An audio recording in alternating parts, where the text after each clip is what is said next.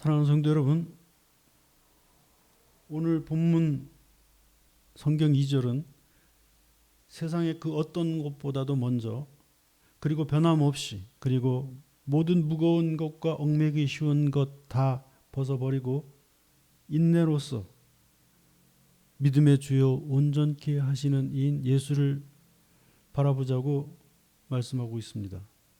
우리가 오늘 본문 성경에 권면하듯이 세상의 그 어떤 것보다도 우리가 믿는 예수 그리스도를 바라보는 것이 마땅하고 그것이 자연스럽고 또 신자의 도리라고 이렇게 여겨지겠습니다만, 그러나 왜 그렇게 해야 되는지에 대해서 조금 더 구체적으로 묵상해보고 또 은혜가 되는 그런 시간이 되었으면 합니다. 첫째, 예수님은 믿음의 근거이자 믿음의 이유이며 또한 믿음의 대상이기 때문에 그렇습니다. 우선 예수님이 믿음의 근거라는 것은 이 근거가 중요하거든요. 그래서 사람들도 이렇게 싸울 때 근거가 뭐야 이러면서 싸워서 근거를 잘 대는 사람이 이깁니다. 근거를 잘 대지 못하는 사람이 집니다.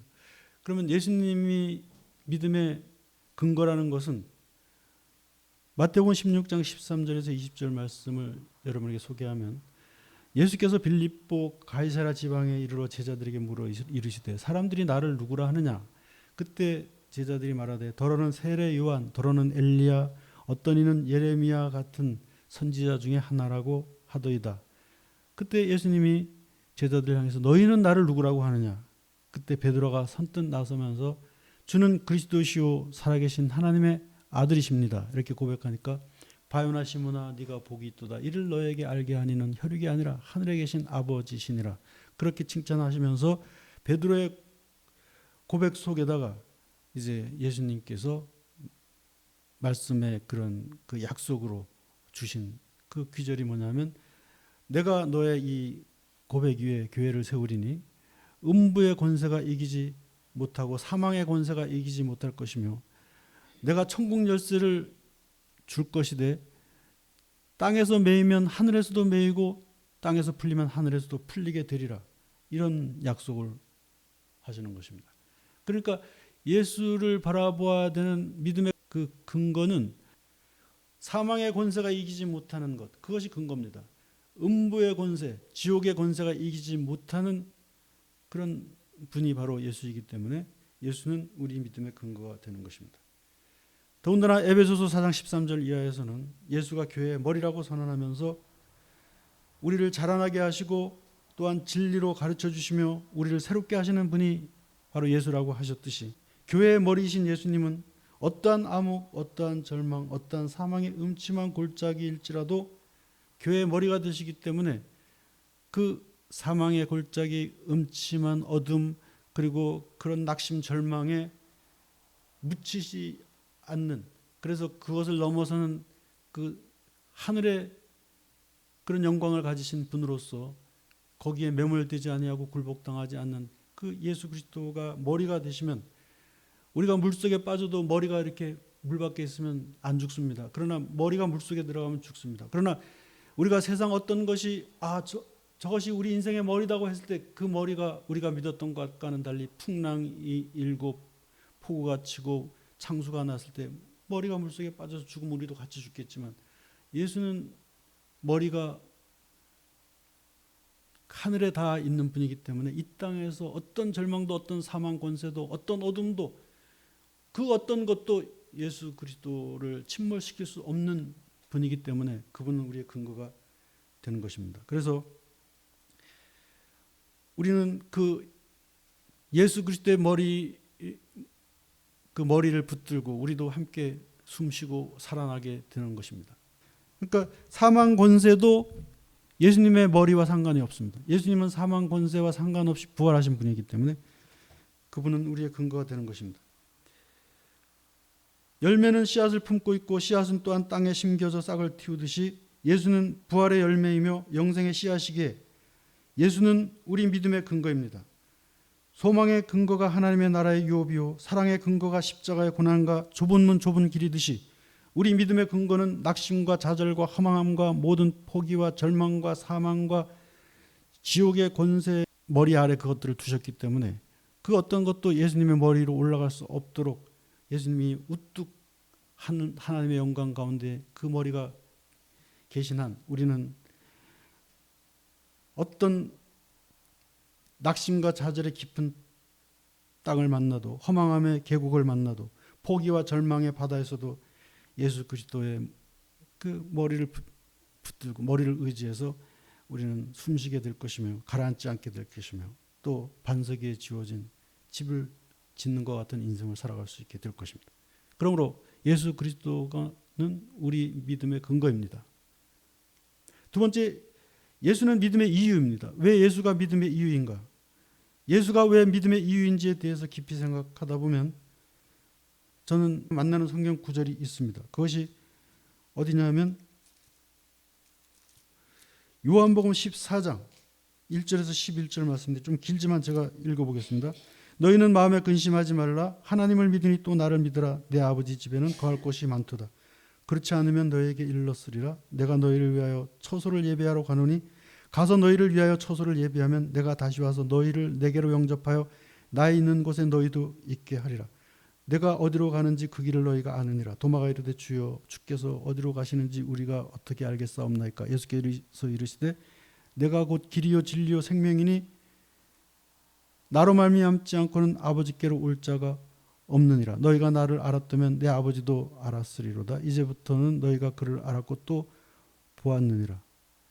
내가 아버지 안에 거하고 아버지는 내 안에 거하신 것을 네가 믿지 아니하느냐. 내가 너에게 이르는 말은 스스로 하는 것이 아니라 아버지께서 내 안에 계셔서 그의 일을 내게 말하신 것이라. 이렇게 말씀하고 있습니다. 왜 예수가 우리 믿음의 이유가 되는 것입니까? 그분은 우리를 위해서 처소를 예비하시는 분인 것입니다. 그분을 믿음으로 우리의 처소가 주어지는 것입니다. 여러분, 처소가 없다는 것은 쓸쓸한 일이고 처소가 없다는 것은 불행한 일이고 처소가 없다는 것은 그것은 남루하고 초라하고 마음의 한켠에 큰 그런 아픔이 될 수 있습니다. 그러나 영원한 처소야말로 우리에게 주어진 그런 믿음의 이유가 되는 것입니다. 그 다음에 예수가 우리 믿음의 대상인 것은 무슨 이유겠습니까? 그것은 예수가 우리의 믿음의 대상이 되는 것은 그에게서 하나님의 영광의 빛이 비추이기 때문에 그렇습니다.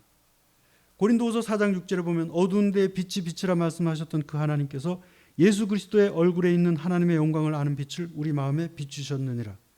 그렇게 말씀하고 있습니다. 또 마태복음 4장 12절에서 16절은 예수께서 흑암에 앉은 백성이 만날 큰 빛이고 예수께서는 사망의 땅과 그늘에 앉은 자들에게 비추는 구원의 빛이라고 그렇게 말씀하고 있는 것입니다. 그래서 마태복음 4장 12절에서 16절의 말씀을 보면 이렇게 기록하고 있습니다. 스불론 땅과 납달리 땅과 요단강 저편 해변길과 이방의 갈릴리여 흑암에 앉은 백성이 큰 빛을 보았고 사망의 땅과 그늘에 앉은 자들에게 빛이 비추었도다 하였느니라 한 것이 그것이라는 것입니다. 그러므로 예수는 사망의 그늘에 앉은 자들에게 큰 빛이 되었고 어둠의 그늘에 앉은 자들에게 또 빛이 되어주신 그런 분이기 때문에 우리가 믿음의 대상인 것입니다. 빛이 있는 분을 따라가야 되는 것이죠. 그리고 예수가 우리의 믿음의 대상인 것은 그가 생수의 강이시기 때문에 그렇습니다. 요한복음 4장 10절에 보면 예수께서 수가성 물가에 물길로 온 여인이 앉았을 때 그 여인을 향해서 이렇게 말합니다. 네가 만일 하나님의 선물과 하나님이 보내신 자를 알았다면 네가 그에게 구하였을 것이요 그가 너에게 하나님의 선물인 생수를 너에게 주었으리니 이는 이 물을 마시는 자마다 다시 목마르려니와 내가 주는 물을 마시는 자는 영생하도록 솟아나는 샘물이 되리라. 그렇게 말씀하고 있습니다. 그러니까 예수님이 자신을 소개할 때 목마르지 아니하는 샘물이 되게 하시겠다. 그렇게 말씀하고 있는 것입니다. 우리는 다 목마릅니다. 다 어떤 사람은 명예에 목마르고 어떤 사람은 칭찬에 목마르고 세상을 살아가다 보면 그렇게 그런 어떤 그 헛된 것에 이렇게 무너지지 않으려면 바로 하나님의 그런 주시는 가치를 가지고 예수 그리스도를 믿음의 대상으로 삼고 살아야 되는 것입니다. 그리고 다음에 우리는 우리를 사랑하시되 죽기까지 사랑하시며 끝까지 사랑하신 예수를 바라보되, 그 예수를 바라봐야 하는 이유가 예수가 믿음의 근거요, 믿음의 이유요, 믿음의 대상이기 때문에 그렇다고 말씀드렸습니다만은, 어떤 모습으로 바라봐야 되느냐면 그것도 중요하죠. 예수를 바라보되 우리는 사랑으로 바라봐야 됩니다. 심지어는 사랑밖에 모르는 그런 모습으로 바라봐야 됩니다. 예수님이 우리를 그렇게 대하셨기 때문에 그렇습니다. 사랑밖에 모르는 그런 모습으로 우리를 사랑하셨기 때문에 그렇습니다. 연약한 우리를, 죄인된 우리를, 하나님과 원수된 우리를 사랑밖에 모르는 자처럼, 다른 것은 다 잊어버린 자처럼 우리를 사랑하셨기 때문에 우리도 예수님을 바라볼 때 사랑밖에 모르는 그런 사람처럼 바라봐야 되는 것입니다. 요한일서 4장 7절에서 11절을 보면 이런 말씀이 기록되어 있습니다. 사랑하는 자들아, 우리가 서로 사랑하자. 사랑은 하나님께 속한 것이니 사랑하는 자마다 하나님으로부터 나서 하나님을 알고 사랑하지 아니하는 자는 하나님을 알지 못하나니 이는 하나님은 사랑이심이라. 하나님의 사랑이 우리에게 이렇게 나타난 바 되었으니 하나님이 자기의 독생자를 세상에 보내심은 그로 말미암아 우리를 살리려 하심이라. 사랑은 여기 있으니 우리가 하나님을 사랑한 것이 아니요 하나님이 우리를 사랑하사 우리 죄를 속하기 위하여 화목제물로 그 아들을 보내셨습니다. 사랑하는 자들아, 하나님이 이같이 우리를 사랑하셨은즉 우리도 서로 사랑하는 것이 마땅하도다. 이렇게 말씀하고 있습니다. 그러니까 우리가 하나님의 구원을 위해서 자신의 몸을 드린 하나님의 독생자 예수 그리스도를 사랑할 때 그가 우리를 사랑밖에 모르는 자처럼 사랑하셨듯이 우리도 사랑밖에 모르는 자처럼 사랑해야 되는 것입니다. 구약성서 아가서 4장 9절 이하에 보면 사랑하는 사람을 찾아서 이리저리 기웃거리며 애타게 그가 나타나기를 기다리는 슐람미 여인이 나옵니다. 그 여인을 향해서 사람들이 묻습니다.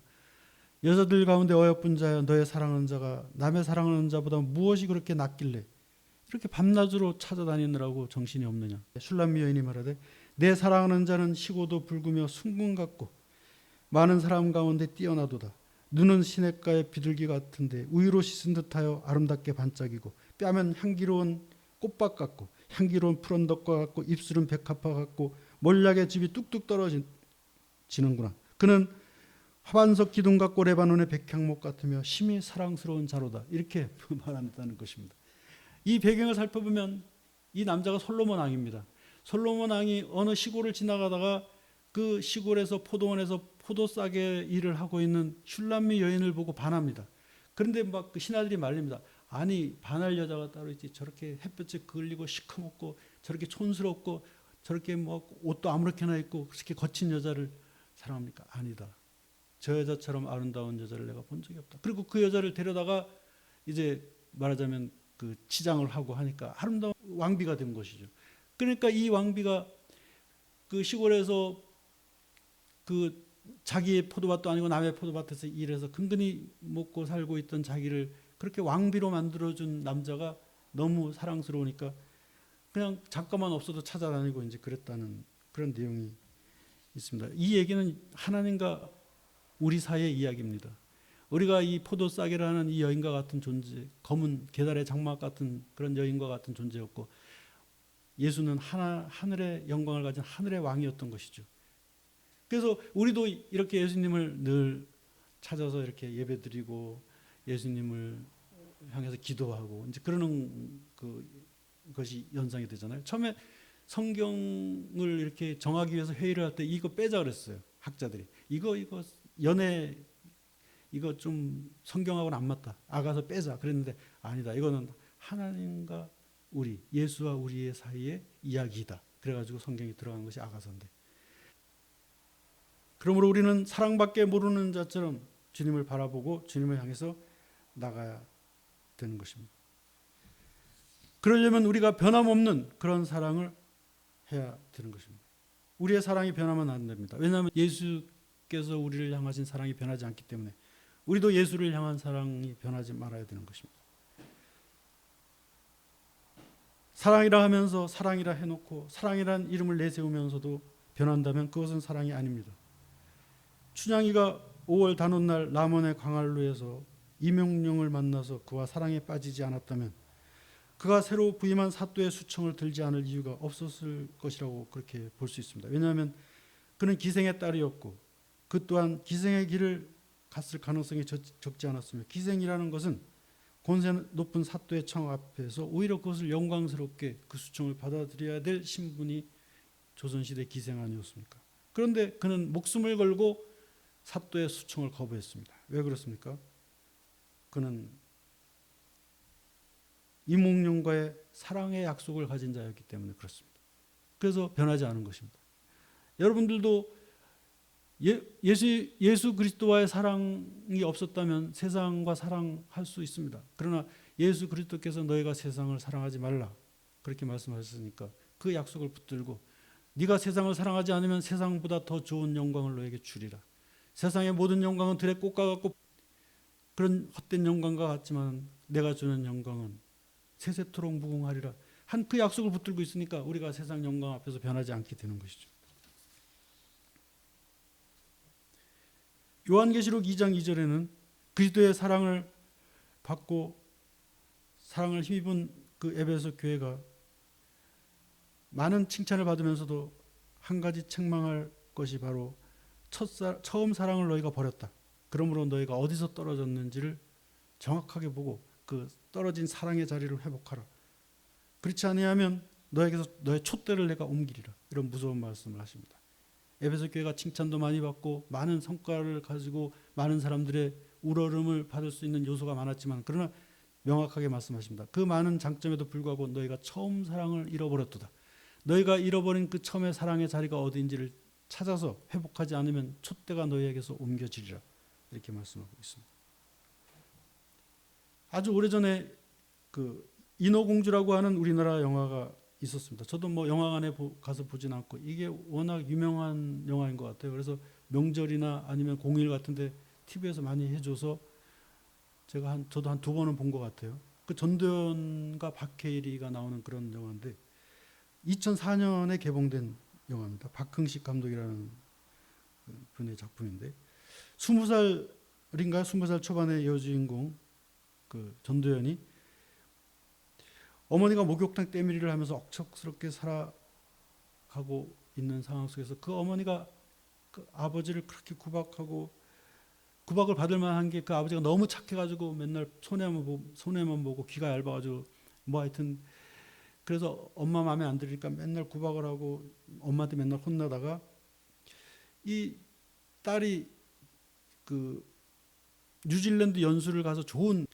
신분이 상승할 수 있는 좋은 찬스가 왔을 때 그래서 뉴질랜드 연수를 앞두고 있을 때 아버지가 사라집니다. 편지 한 장을 남겨놓고. 그래서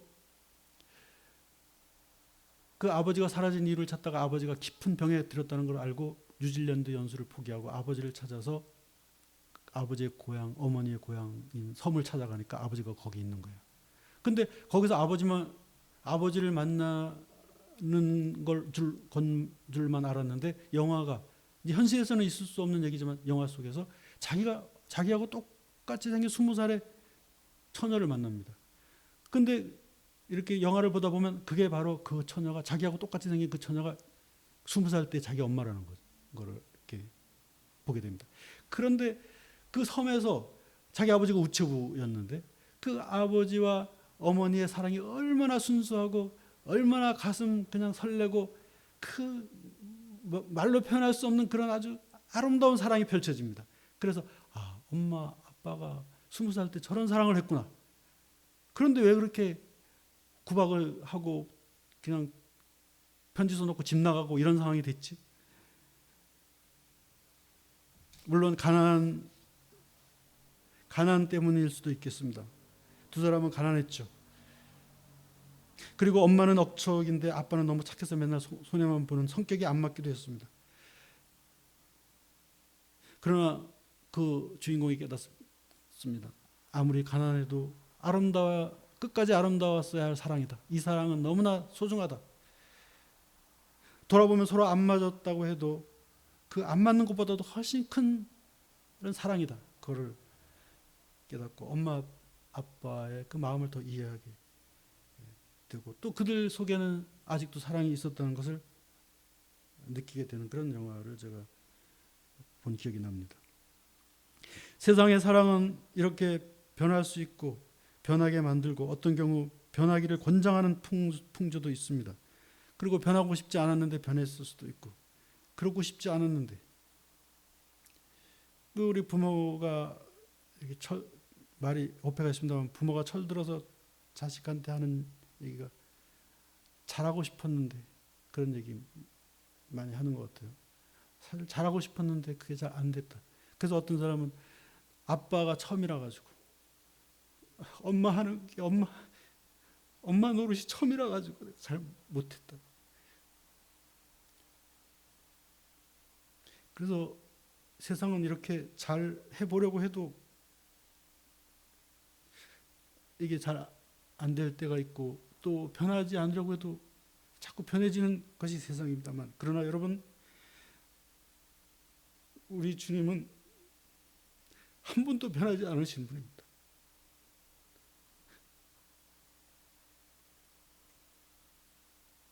주님은 변하지 않으시는 분이시고 우리는 주님의 변하지 않는 사랑을 힘입은 자들이기에 우리가 변하려고 할 때마다 변함없이 나를 사랑하시는 주님의 사랑 안에서 우리도 변함없는 사랑을 하면서 살아가야 됩니다. 요한복음 21장 1절에서 예수님이 부활하신 후에 두 번이나 제자들에게 나타나셨음에도 불구하고 제자들이 늘 옆에 있던 예수님이 이제는 하늘로 올라갈 준비를 하다 보니까 제자들 곁에 없는 것이 너무 헛헛했는지 고기나 잡으러 가자. 그리고 디베라 바닷가로 베드로를 포함한 7명의 제자들이 고기를 잡으러 갔는데 밤새도록 고기를 못 잡고 새벽이 되었을 때 예수님이 거기에 나타나잖아요.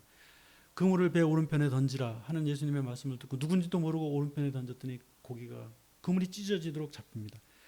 그때 그렇게 말한 분이 예수님이라는 걸 알고 제자들이 그 해변가로 나와 보니까 숯불을 피워놓고 떡과 고기를 굽고 계시면서 함께 제자들하고 아침 식사를 하면서 특별히 베드로한테 이렇게 말합니다. 베드로야.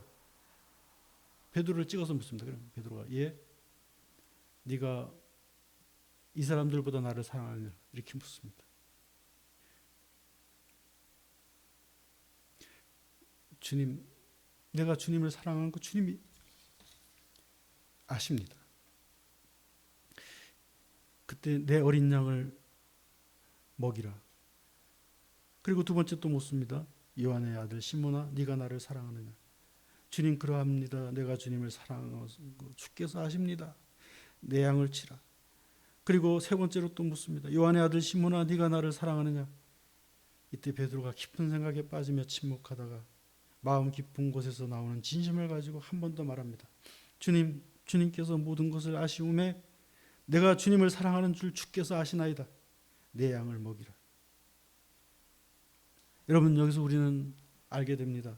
베드로를 향하여 네가 나를 사랑하느냐 세 번이나 물으신 주님은 베드로가 주님을 향해 주님은 저를 사랑하십니까? 하고 세 번이 아니라 300번, 3000번, 3만 번을 물어도 사랑하시는 분이라는 것을 우리는 압니다. 어느 유튜브를 보다 보니까 그런 얘기가 나오더라고요. 그 아버지가 나이가 많아서 이제 좀 말하자면 여러 가지 신체적인 그런 기능이 딸리다 보니까 뭐를 이렇게 질문을 했어요. 아들아 저게 뭐냐? 그러니까 당연한 그런 뭐 별것도 아닌 질문에 대답을 했어요. 아마 참새를 보고 저게 무슨 새냐 물었던 모양이에요. 그러면 그 아들은 아버지가 참새까지도 지금 잘 모르시는구나. 그리고 가슴 아파해야 되는데 그 영상에서는 아버지 참새입니다. 이렇게 점잖하게 얘기해서 좋은 아들이다. 그랬더니 아버지가 세 번인가 네 번을 물으니까 신경질을 내는 거예요. 참새라니까요. 더 이상 묻지 마세요. 그런 거예요. 그러니까 아버지가 이렇게 얘기합니다. 나 저거 참새인 거 안다. 그러나 아들아, 네가 어렸을 때 저게 무슨 새냐고 나한테 몇 번 물어본지 아느냐?